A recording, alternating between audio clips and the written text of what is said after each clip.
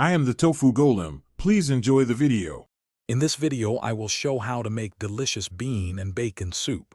First, you'll want to prepare your beans by soaking 1 pound of dried navy beans overnight. This helps them cook evenly and reduces cooking time. Next, dice 6 slices of thick-cut bacon into small pieces. Finally, chop 1 large onion, 2 carrots, and 2 celery stalks, as these will form the aromatic base of our soup. Now let's get cooking.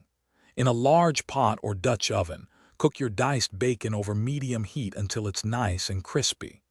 Once done, remove the bacon with a slotted spoon, but leave about 2 tablespoons of the flavorful drippings in the pot.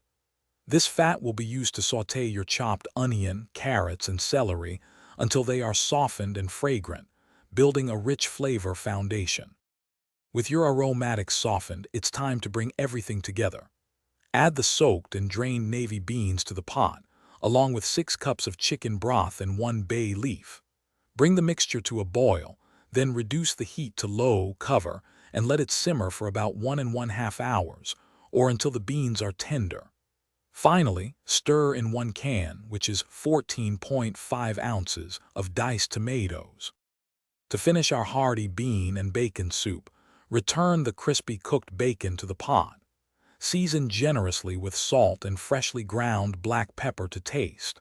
For a thicker consistency, you can mash some of the beans against the side of the pot with a spoon.